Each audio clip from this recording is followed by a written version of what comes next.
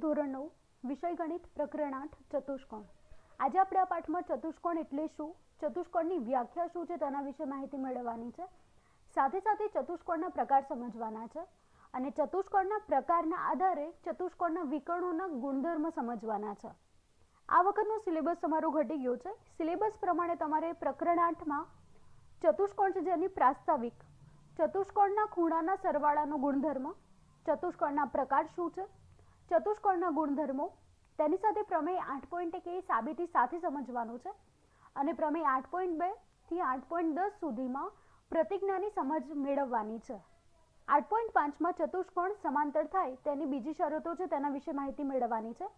હવે સ્વાધ્યાયની વાત કરીએ તો સ્વાધ્યાય 8.1માં દાખલો 1 છે એ જ શીખવાનો છે। એના સિવાય બધું જ સિલેબસ તમારો કેન્સલ થયેલો છે। ઉદાહરણ 1 થી 8 કેન્સલ છે, સ્વાધ્યાય 8.1માં દાખલા 2 થી 12 સુધીના અને સ્વાધ્યાય 8.2 આખું કેન્સલ કરવામાં આવ્યું છે। એટલે મોટાભાગે આમાં તમારે ચતુષ્કોણ વિશેની સમજૂતી મેળવવાની છે, તેના પ્રકારો સમજવાના છે, તેના ગુણધર્મો અને પ્રમેય 8.1 સાબિતી સાથે તમારે કરવાનું રહેશે અને સાથે સ્વાધ્યાય 8.1માં દાખલો 1 છે તે તમારે ગણવાનો રહેશે। વાત કરીએ આપણે ચતુષ્કોણની તો અહીંયા આગળ તમને રેખા, ત્રિકોણ, ચતુષ્કોણ, અંતર્મુખ ચતુષ્કોણ આપેલો છે। ચતુષ્કોણની વ્યાખ્યા પણ આપેલી છે, તમે જોઈ શકો છો, જેમાં છે કે ચાર બિંદુઓને ક્રમમાં જોડતા જે આકૃતિ બને તેને ચતુષ્કોણ કહે છે। તમારે ચાર બિંદુ છે તેને ક્રમમાં જોડવાના છે, જે આકૃતિ બનશે તેને ચતુષ્કોણ કહેવામાં આવશે।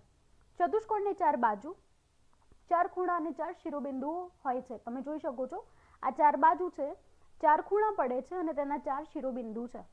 અહીંયા આગળ ચતુષ્કોણ ABCD દર્શાવ્યો છે, સાથે સાથે તેના શિરોબિંદુ ખૂણો A, ખૂણો B, ખૂણો C, ખૂણો D જેવા ખૂણા પણ દર્શાવ્યા છે। હવે તેના વિકર્ણો પણ દોરેલા છે।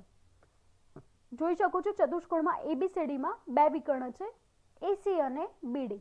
આ બે વિકર્ણો ચતુષ્કોણમાં આવેલા છે। આના સિવાય તમને ઉદાહરણ આપેલા છે, કાળું પાટિયું, પુસ્તક, મેજ, આ બધું ચતુષ્કોણ દર્શાવે છે। ચતુષ્કોણની બાજુઓ સમાંતર હોય છે, તમે જોઈ શકો છો આ બધી બાજુઓ સમાંતર છે। ખાસ તમારે શીખવાનું છે ચતુષ્કોણના ખૂણાના સરવાળાનો ગુણધર્મ। તમારે ખાસ યાદ રાખવાનું છે કે ચતુષ્કોણના ચારે ખૂણાનો સરવાળો 360 અંશ થાય છે। એટલે આ ખાલી જગ્યા કે એક વાક્યના સવાલમાં પૂછી શકે છે। ચતુષ્કોણના ચારે ખૂણાનો સરવાળો 360 અંશ થાય છે। અલગ અલગ તમને ચતુષ્કોણ દર્શાવ્યા છે। પહેલું છે સમલંબ ચતુષ્કોણ છે, બીજું છે સમાંતર ચતુષ્કોણ, ત્રીજું લંબચોરસ આપેલું છે। આ સમબાજુ ચતુષ્કોણ છે, જે ચતુષ્કોણની ચારે બાજુના માપ સરખા હોય તેને સમબાજુ ચતુષ્કોણ કહેવાય છે। આ ચોરસ છે ને આ પતંગાકાર ચતુષ્કોણ છે। આ બધા ચતુષ્કોણ આપેલા છે, દરેકની વ્યાખ્યા તમને નીચે આપેલી છે, જોઈ શકો છો। આ બધી વ્યાખ્યા આપણે શીખવાની છે। હવે વાત કરીશું આપણે ચતુષ્કોણની, તો જેમાં પહેલા ચતુષ્કોણ એટલે શું, તો ખાસ યાદ રાખજો, ચાર સમતલીય બિંદુઓ પૈકી કોઈ પણ ત્રણ બિંદુઓ સમરેખ ન હોય તો તે ચાર બિંદુને ક્રમમાં જોડવાથી મળતી બંધ આકૃતિને ચતુષ્કોણ કહે છે। ચાર બિંદુ હોવા જોઈએ પણ તે સમરેખ ન હોવા જોઈએ, ત્રણેય બિંદુ અસમરેખ હોવા જોઈએ। સમરેખનો અર્થ શું થાય છે, તો એક જ રેખામાં હોય તેવા બિંદુને સમરેખ બિંદુ કહેવામાં આવે છે। આપણે જે બિંદુઓ જોઈએ તે સમરેખ ન હોવા જોઈએ, એટલે તમે જોઈ શકો છો અહીંયા લખ્યું છે કે ત્રણ બિંદુઓ સમરેખ ન હોય તો તેમાં ચાર બિંદુને ક્રમમાં જોડવાથી બનતી બંધ આકૃતિને ચતુષ્કોણ કહે છે। ચતુષ્કોણના બે પ્રકાર છે। અહીંયા જે પહેલી આકૃતિ છે બહિર્મુખ ચતુષ્કોણ છે અને આકૃતિ છે તે અંતર્મુખ ચતુષ્કોણની છે। તમારા સિલેબસમાં આ વખતે તમારે બહિર્મુખ ચતુષ્કોણ શીખવાના છે। અહીંયા જોઈ શકો છો PQRS આપેલું છે, જેમાં ચાર શિરોબિંદુ છે, ચાર ખૂણા છે અને ચાર બાજુ આવેલી છે। બાજુની વાત કરીએ તો PQ, QR, RS અને PS આ ચાર બાજુ છે। ચાર ખૂણામાં ખૂણો P, ખૂણો Q, ખૂણો R, ખૂણો S આવેલો છે। ચતુષ્કોણના ખૂણાનો સરવાળો 360 અંશ થાય છે। ખાસ યાદ રાખજો, એક માર્કનો સવાલ પૂછાઈ શકે છે। હવે વાત કરીશું આપણે ચતુષ્કોણના પ્રકારની, જેમાં પહેલું છે સમલંબ ચતુષ્કોણ। આકૃતિ ખાસ જોજો, હમણાં પણ તમને ચોપડીમાં દેખાડી છે, આકૃતિ ચોપડીમાં આપેલી છે। વ્યાખ્યાની વાત કરીએ, સમલંબ ચતુષ્કોણ કોને કહેવાય, તો જે ચતુષ્કોણમાં સામસામેની બાજુઓની એક જ જોડ સમાંતર હોય તો તેને સમલંબ ચતુષ્કોણ કહે છે। પ્રશ્ન થશે કે સમાંતર એટલે શું, તો અહીંયા આપેલી છે સમાંતર રેખાઓ જોઈ શકો છો। ત્રાસી હશે તો પણ આ રીતે હશે, જે એકબીજાને આગળ જતા છેદે નહીં તેવી રેખાઓને આપણે શું કહીએ છીએ, સમાંતર રેખા કહીએ છીએ। અહીંયા જોઈ શકો છો બે રેખાઓમાંથી માત્ર એક જ જોડ સમાંતર, ટોટલ ચાર રેખા આપેલી છે, જોઈ શકો છો AB, સીડી, એડી અને બીસી, આ 4 રેખાઓ જે છે જેમાંથી માત્ર એક જ જોડ એટલે કે સામસામેની એક રેખા હશે, જે જોડ હશે તે એકબીજાને સમાંતર હશે. તમે આકૃતિમાં જોઈ શકો છો એબી અને સીડી છે તે સમાંતર છે. આ એડી અને બીસી આગળ જતા એકબીજાને છેદે છે એટલે સમાંતર નથી. એટલે સમલંબ ચતુષ્કોણમાં સામસામેની બાજુની એક જ જોડ હશે તે સમાંતર હશે. તો આવા ચતુષ્કોણને સમલંબ ચતુષ્કોણ કહેવાય છે. હવે વાત કરીશું સમાંતર બાજુ ચતુષ્કોણની. જે ચતુષ્કોણની સામસામેની બાજુની બંને જોડ સમાંતર હોય તો તેને સમાંતર બાજુ ચતુષ્કોણ કહે છે. આકૃતિ જોઈ લો, PQRS આપેલું છે જેમાં PS અને QR પણ સમાંતર છે, PQ અને RS પણ સમાંતર છે. આમ બંને જોડ સમાંતર હોય તો તેને સમાંતર બાજુ ચતુષ્કોણ કહે છે. લંબચોરસની વાત કરીએ તો જે સમાંતર બાજુ ચતુષ્કોણનો એક ખૂણો કાટખૂણો હોય તો તેને લંબચોરસ કહેવામાં આવશે. એટલે સમાંતર બાજુ પણ હોવી જોઈએ, સાથે સાથે તેનો ખૂણો કાટખૂણો પણ હોવો જોઈએ. હવે વાત કરીશું સમબાજુ ચતુષ્કોણ. જેવું નામ છે તે રીતે ચતુષ્કોણ છે. સમબાજુ એટલે બધી બાજુઓ કેવી હોવી જોઈએ? સમ એટલે કે સરખી હોવી જોઈએ, સમાન હોવી જોઈએ. વ્યાખ્યા જોઈ લઈએ. જે સમાંતર બાજુ ચતુષ્કોણની બધી જ બાજુ સમાન હોય તેને સમબાજુ ચતુષ્કોણ કહે છે. ચોરસની વ્યાખ્યા છે. જે સમાંતર બાજુ ચતુષ્કોણનો એક ખૂણો કાટખૂણો હોય અને બધી જ બાજુ સમાન હોય તો તેને ચોરસ કહે છે. ચોરસની વ્યાખ્યા ખાસ યાદ રાખજો. સમાંતર તો હોવી જોઈએ, સાથે કાટખૂણો પણ હોવો જોઈએ અને તેની બધી જ બાજુ સમાન હોવી જોઈએ, એટલે કે બધી જ બાજુના માપ સરખા હોવા જોઈએ, તો તેને ચોરસ કહેવામાં આવશે. હવે પતંગાકાર ચતુષ્કોણ વિશે માહિતી આપી છે. જે ચતુષ્કોણના પાસેની બાજુની બે જોડ સમાન હોય અને સામસામેની બાજુની જોડ અસમાન હોય તો તેને પતંગાકાર ચતુષ્કોણ કહે છે. જેનો આકાર પતંગ જેવો હશે. પતંગમાં તમને લોકોને ખબર જ છે, પાસેની બાજુની બે જોડ સમાન. આ જોઈ શકો છો AB અને AC ની પાસેની જોડ કેવી છે? સમાન છે. બંનેનું માપ કેટલું છે? 4 સેન્ટીમીટર છે. સામસામેની જોડના માપ અસમાન હશે. AC ની સામે BD છે, જોઈ શકો છો માપ અલગ છે. AC નું 4 સેન્ટીમીટર છે તો BD નું 6 સેન્ટીમીટર છે. BA નું માપ જોઈ લઈએ તો 4 સેન્ટીમીટર છે અને DC નું માપ કેટલું છે? 6 સેન્ટીમીટર. એટલે સામસામેની જોડના માપ અસમાન હશે, પાસેની જોડના માપ સમાન હશે તો તેવા ચતુષ્કોણને પતંગાકાર ચતુષ્કોણ કહે છે. નીચે સમાંતર રેખા પણ આપેલી છે જેથી તમને લોકોને આઈડિયા આવી જાય કે સમાંતર રેખા શું છે. તો સમાંતર રેખા એકબીજાને આગળ જતા છેદે નહીં તેવી રેખાઓને સમાંતર રેખા કહેવામાં આવે છે. હવે વાત કરીશું પ્રમેયની. પ્રમેય વિશે મેં માહિતી આપી દીધી તમને કે તમારે પ્રમેય કરવાના છે, જેમાં 8.1 સાબિતી સાથે કરવાનો છે, જ્યારે બીજા બધા પ્રમેયની પ્રતિજ્ઞા સમજવાની છે. અહીંયા આગળ પ્રમેય 8.1 થી 8.10 સુધીના પ્રમેય લખેલા છે. આપણે ચોપડીમાંથી પ્રમેય 8.1 ને સમજીશું અને જોડે સ્વાધ્યાય 8.1 નો દાખલો 1 કરીશું. પ્રમેય 8.1 ની વાત કરીએ. સમાંતર બાજુ ચતુષ્કોણનો કોઈ પણ વિકર્ણ તેનું બે એકરૂપ ત્રિકોણમાં વિભાજન કરે છે. અહીંયા આકૃતિ આપી છે સમાંતર બાજુ ચતુષ્કોણની, જોઈ શકો છો ABCD છે, જેમાં વિકર્ણ બે એકરૂપ ત્રિકોણનું વિભાજન કરશે. વિકર્ણ છે, જોઈ શકો છો BD અને AC વિકર્ણ છે. તો BD વિકર્ણ લઈએ તો બે ત્રિકોણ બની ગયા આપણા, ત્રિકોણ ADB અને ત્રિકોણ BDC. આ બંને ત્રિકોણ એકરૂપ છે, જોઈ શકો છો બંનેનું કદ સમાન છે. એકરૂપ ત્રિકોણ વિશેની માહિતી આપણે પ્રકરણ 7 માં મેળવી લીધી છે, જેમાં આપણે પ્રમેય જોઈ લીધા છે. એટલે અહીંયા આગળ યાદ રાખવાનું છે કે સમાંતર બાજુ ચતુષ્કોણ હશે તેનો કોઈ પણ વિકર્ણ છે તો તે બે એકરૂપ ત્રિકોણોમાં વિભાજન કરશે, ચતુષ્કોણના બે ત્રિકોણમાં નિર્માણ કરે છે. જોઈ શકો છો આ જે વિકર્ણ દોરેલા છે બંને આ ચતુષ્કોણને બે એકરૂપ ત્રિકોણમાં વિભાજન કરે છે. પ્રમેય 8.2 સમાંતર બાજુ ચતુષ્કોણની સામસામેની બાજુ સમાન હોય છે. જોઈ શકો છો AB અને CD, AD અને BC તો બંને કેવી છે? સમાન હોય છે. પ્રમેય 8.3 આપેલું છે કે જો કોઈ ચતુષ્કોણની સામસામેની બાજુઓની પ્રત્યેક જોડની બાજુઓ સમાન હોય તો તે સમાંતર બાજુ ચતુષ્કોણ છે. જે આપણે પ્રમેય 8.2 માં શીખ્યા એ જ વસ્તુ 8.3 માં લખી છે, પરંતુ ઊંધી લખી છે.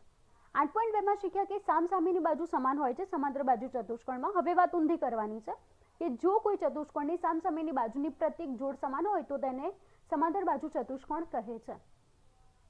એટલે પ્રમેય 8.2 અને 8.3 ઈઝી છે અને બંને એકબીજાને સમાંતર જ છે. બંનેમાં એક જ વાત કરી છે કે 8.2 માં કીધું છે કે સામસામેની બાજુ સમાન હશે, 8.3 માં કીધું છે કે જેની સામસામેની બાજુ સમાન હોય તો તેવા ચતુષ્કોણને સમાંતર બાજુ ચતુષ્કોણ કહે છે. એવી જ વાત 8.4 માં છે. સમાંતર બાજુ ચતુષ્કોણમાં સામસામેના ખૂણા સમાન હોય છે. 8.5 માં એવું જ લખ્યું છે કે જે ચતુષ્કોણના સામસામેના ખૂણાની પ્રત્યેક જોડ સમાન હોય તો તે સમાંતર બાજુ ચતુષ્કોણ કહેવાય છે. એટલે જોઈ લો 8.4 માં શું છે તો સમાંતર બાજુ ચતુષ્કોણના સામસામેના ખૂણા સમાન હોય છે 8.5માં છે કે જો ચતુષ્કોણના સામસામેના ખૂણાની પ્રત્યેક જોડના ખૂણા સમાન હોય તો તે સમાંતર બાજુ ચતુષ્કોણ છે. આમ 8.4 અને 8.5 પ્રમેય પણ સરખો જ છે. 8.6 અને 8.7ની વાત કરીએ તો સમાંતર બાજુ ચતુષ્કોણના વિકર્ણો પરસ્પર દુભાગે છે. સમાંતર બાજુ ચતુષ્કોણના વિકર્ણો પરસ્પર દુભાગે છે એટલે એકબીજાને છેદે છે. એ જ વાત 8.7માં કરી છે કે જો કોઈ ચતુષ્કોણના વિકર્ણો એકબીજાને દુભાગે તો તે સમાંતર બાજુ ચતુષ્કોણ છે. એટલે 8.6 મોઢે કરો તો આપોઆપ 8.7 મોઢે થઈ જાય કે સમાંતર બાજુ ચતુષ્કોણના વિકર્ણો પરસ્પર દુભાગે છે. 8.6 પ્રમેય છે. પ્રમેય 8.7 છે કે જો કોઈ ચતુષ્કોણના વિકર્ણો એકબીજાને દુભાગે તો તે સમાંતર બાજુ ચતુષ્કોણ છે. પ્રમેય 8.8ની વાત કરી છે. જો ચતુષ્કોણની સામસામેની બાજુની એક જોડની બાજુ સમાન અને સમાંતર હોય તો તે સમાંતર બાજુ ચતુષ્કોણ હોય. સામસામેની બાજુની એક જોડની બાજુઓ સમાન અને સમાંતર હશે તો તે સમાંતર બાજુ ચતુષ્કોણ કહેવાશે. આ બધા પ્રમેય તમારે યાદ રાખવાના છે અને અહીં આગળ આકૃતિમાં સમજાવ્યું છે કે જે પ્રમેય છે જેના આધારે અહીં આગળ આકૃતિ દોરવામાં આવી છે. જો આપણે જે વ્યાખ્યાઓ શીખ્યા હતા સમલંબ ચતુષ્કોણ, સમાંતર બાજુ ચતુષ્કોણ અહીં આગળ રજૂઆત કરેલી છે. લંબચોરસની વ્યાખ્યા પણ આપેલી છે. સમબાજુ ચતુષ્કોણ, ચોરસ અને પતંગાકાર ચતુષ્કોણ શીખ્યા હતા. આના આધારે અહીં આગળ નોંધ આપી છે કે ચોરસ એ લંબચોરસ તેમજ સમબાજુ ચતુષ્કોણ છે. પતંગાકાર એ સમાંતર બાજુ ચતુષ્કોણ નથી. સમલંબ ચતુષ્કોણ એ સમાંતર બાજુ ચતુષ્કોણ નથી કારણ કે સમલંબ ચતુષ્કોણમાં સામસામેની બાજુની બે જોડમાંથી માત્ર એક જ જોડની રેખાઓ પરસ્પર સમાંતર છે અને સમાંતર ચતુષ્કોણ માટે બંને જોડની રેખા સમાંતર હોવી જોઈએ. લંબચોરસ કે સમબાજુ ચતુષ્કોણ એ ચોરસ નથી. આ બધી માહિતી તમને વિકલ્પોમાં, એક વાક્યના સવાલ જવાબમાં અને ખરા ખોટામાં પૂછાઈ શકે છે. એટલે આ જે વિગતો છે એને ખાસ નોટમાં લખજો 3 વાર. એની સાથે તમને સમાંતર બાજુ ચતુષ્કોણના ગુણધર્મો પણ આપેલા છે અને આ ગુણધર્મના આધારે પ્રમેય છે. એટલે તમે ગુણધર્મ કરો કે પ્રમેય કરો તો તમને ખ્યાલ આવી જશે. પ્રમેય 8.1 આપણે શીખ્યા હતા જેમાં લખ્યું હતું કે સમાંતર બાજુ ચતુષ્કોણના કોઈ પણ વિકર્ણ તેનું બે એકરૂપ ત્રિકોણમાં વિભાજન કરે છે. અહીંયા એક વિકર્ણ દોર્યો છે AC અને જોઈ શકો છો અહીંયા આગળ આપણને બે એકરૂપ ત્રિકોણો જોવા મળે છે. એક્ઝામમાં આની સાબિતી પૂછાઈ શકે છે એટલે આપણે આ પ્રમેય છે તેને સમજીશું. ધારો કે ABCD સમાંતર બાજુ ચતુષ્કોણ છે જેનો વિકર્ણ AC છે. અવલોકન કરો કે વિકર્ણ સમાંતર બાજુ ચતુષ્કોણ ABCDના બે ત્રિકોણ ABC, ત્રિકોણ ADC અથવા તો CDA માં વિભાજન કરે છે. આપણે આ ત્રિકોણો એકરૂપ છે તેમ સાબિત કરવાનું છે. આપણે જોઈ શકીએ છીએ કે ત્રિકોણ ABC અને CDA માં BC અને AD એકબીજાને સમાંતર છે. જોઈ શકો છો BC અને AD એકબીજાને સમાંતર છે. AD અને AC તેમની છેદિકા છે. જોઈ શકો છો AD માં AC છે તે શું છે? છેદિકા છે. BC અને AD માં છેદિકા કોણ બને છે? તો AC બને છે. બે ભાગ પાડે છે, છેદિકા બને છે. તો આના આધારે આપણને યુગ્મ કોણની જોડ બને છે. કઈ? તો BCA અને DAC યુગ્મ કોણની જોડ બને છે. તમે જોઈ શકો છો Z જેવું બને છે. આપણે આ બધી માહિતી મેળવી ગયા છે અગાઉના પ્રકરણમાં જેમાં આપણે યુગ્મ કોણ, અનુકોણ, અંતઃકોણની જોડ શીખ્યા હતા. તો અહીંયા આગળ કઈ જોડ બને છે? BCA અને CAD બોલો અથવા તો DAC બોલો બંને એક જ છે. તો આ યુગ્મ કોણની જોડ બને છે જેના આધારે આપણે કહી શકીએ છીએ કે AB ને સમાંતર DC અને AC છેદિકા છે. છેદિકા એટલે એકબીજાને છેદે છે. જોઈ શકો છો AC શું છે? તો છેદિકા છે. બંનેને છેદે છે. જેના આધારે આપણે કહી શકીએ યુગ્મ કોણની જોડના આધારે કે BAC કયો ખૂણો? BAC અને DCA યુગ્મ કોણની જોડ છે. આ યુગ્મ કોણની જોડ બને છે જેના આધારે આપણે કહીએ કે બંનેમાં સામાન્ય બાજુ કઈ છે? કોમન કઈ બાજુ આવે છે? તો AC બંનેમાં આવે છે. જોઈ શકો છો BAC માં પણ AC છે ને DCA માં પણ AC અથવા તો CA છે. બંને સરખા છે. સામાન્ય બાજુ છે જેના લીધે આપણને ખૂબાખૂનો નિયમ સાબિત થાય છે. આ બધા નિયમો પ્રકરણ 7માં આપણે શીખ્યા છે. ખૂખુખુ, ખૂબાખુ, બાખુબા એટલે કે બે બાજુ અને ખૂણા એકરૂપ ત્રિકોણના બધા પ્રમેય છે તે બધા આપણે પ્રકરણ 7માં શીખ્યા છે જેનો ઉપયોગ અહીંયા કરવાનો છે. એટલે યુગ્મ કોણ સાબિત કર્યું જેના આધારે આપણે સામાન્ય બાજુ શોધી જેનાથી કહી શકાય કે આ ABC ત્રિકોણ અને ADC અથવા તો CDA ત્રિકોણ છે તે બંને એકબીજાના એકરૂપ ત્રિકોણ છે. કયા નિયમના આધારે? તો ખૂબાખૂ નિયમના આધારે. જેમાં આપણે બે ખૂણા સરખાવ્યા હતા. કયા ખૂણા? યુગ્મ કોણની જોડવાળા છે તો BCA DAC એ યુગ્મ કોણની જોડવાળા છે અને જેમાં AC છેદિકા છે જેના લીધે સામાન્ય બાજુ થાય છે AC અથવા તો CA. એ સામાન્ય બાજુ બને છે. આમ ખુબાખુ નિયમ પ્રમાણે આ બંને એકરૂપ ત્રિકોણ છે, જેનાથી સાબિત થાય છે કે સમાંતર બાજુ ચતુષ્કોણ ABCD આપેલા છે, જેમાં બે એકરૂપ ત્રિકોણો છે ABC અને CDA માં વિભાજિત કરે છે. આ રીતે તમારે આખું સાબિત કરવાનું છે. આખો પ્રમેય આકૃતિ સાથે 3 વાર તમારે લખવાનું રહેશે. પ્રમેય 8.2 જે અગાઉ આપણે જોઈ ગયા છે તે જ પ્રમેયની રજૂઆત કરી છે. સમાંતર બાજુ ચતુષ્કોણમાં સામસામેની બાજુઓ સમાન હોય છે. પ્રમેય 8.2. પ્રમેય 8.3 જો કોઈ ચતુષ્કોણની સામસામેની બાજુની પ્રત્યેક જોડની બાજુ સમાન હોય તો તે સમાંતર બાજુ ચતુષ્કોણ છે. આની સમજૂતી તમારે એક્ઝામમાં નથી પૂછાવાની, તમારે ખાલી પ્રમેય મોઢે કરવાના છે. પ્રમેય 8.4 જેમાં સમાંતર બાજુ ચતુષ્કોણમાં સામસામેના ખૂણા સમાન હોય છે, જેના આધારે જ 8.5 છે કે જે ચતુષ્કોણના સામસામેના ખૂણાની પ્રત્યેક જોડના ખૂણા સમાન હોય તો તે ચતુષ્કોણ સમાંતર બાજુ ચતુષ્કોણ છે. આના આધારે પ્રમેય 8.6 છે કે સમાંતર બાજુ ચતુષ્કોણના વિકર્ણો પરસ્પર દુભાગે છે. દુભાગે એટલે કે છેદે છે. અને જેના આધારે 8.7 છે કે જો કોઈ ચતુષ્કોણના વિકર્ણો એકબીજાને દુભાગે તો તે ચતુષ્કોણ સમાંતર બાજુ ચતુષ્કોણ છે. આના આધારે તમને ઉદાહરણો આપેલા છે, જેની વાત અગાઉ કરી છે કે ઉદાહરણ આ વખતે કેન્સલ કરેલા છે, તમારે પરીક્ષામાં પૂછાવાના નથી. તમારે આ વખતે માત્ર સ્વાધ્યાય 8.1 માં દાખલો 1 છે તે પૂછાવાનું છે.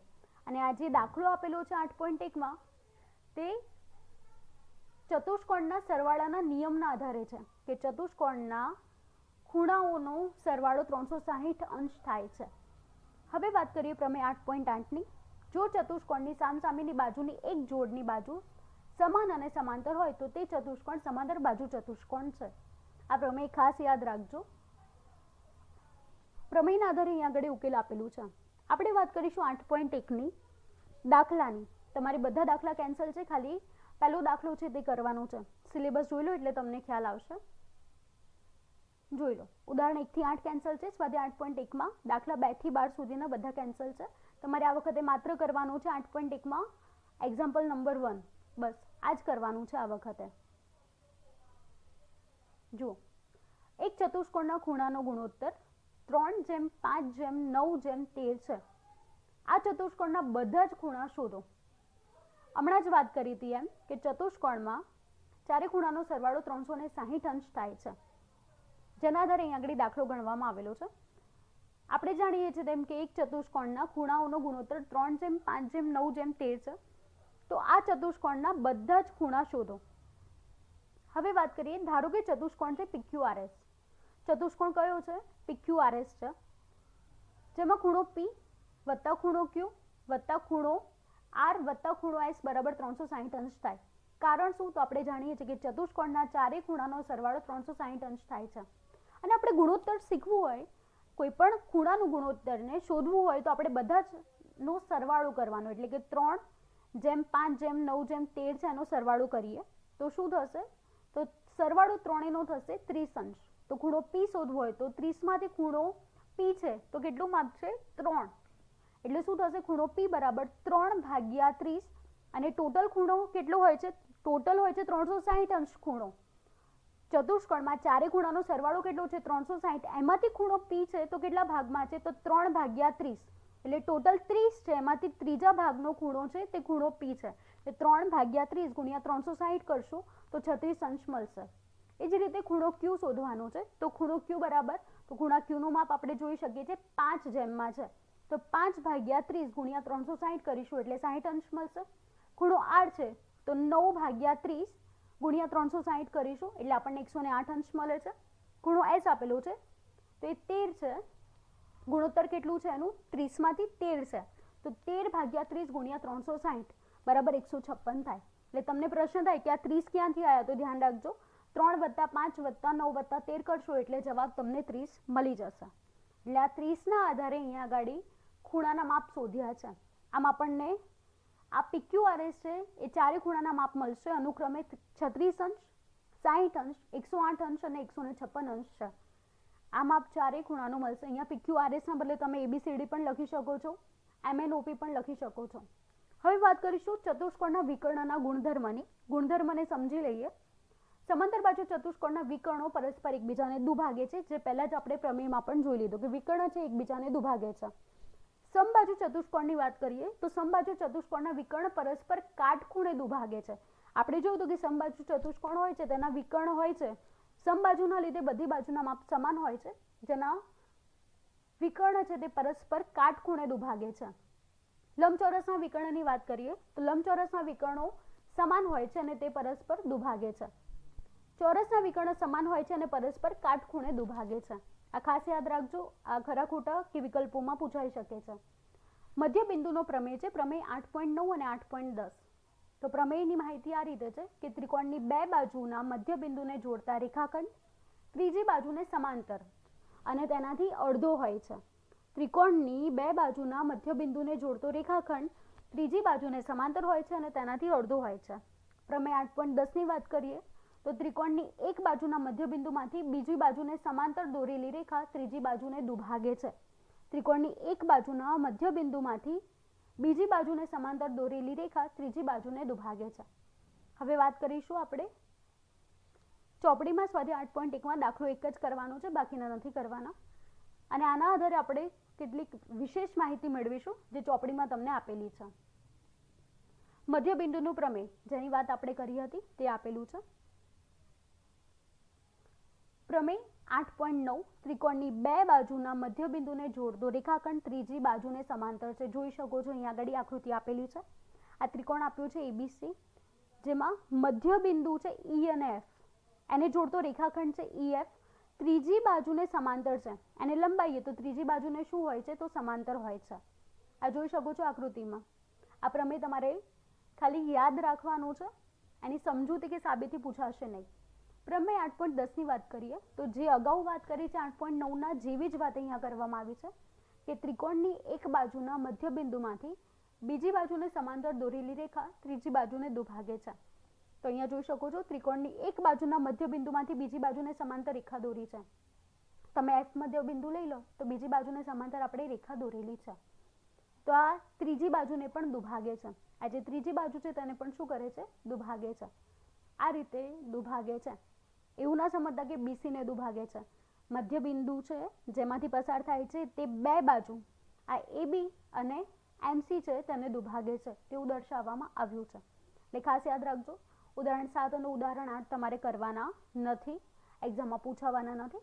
અને એના પછી તમારે સ્વાધ્યાય 8.2 આવે છે, જે 8.2 પણ તમારું આખું કેન્સલ કરવામાં આવ્યું છે. આ પ્રકરણમાંથી માત્ર એક દાખલો પૂછાશે, એ પણ ખૂણાના માપ, અને પછી તમારું પ્રકરણ અહીંયા પૂરું થઈ જાય છે.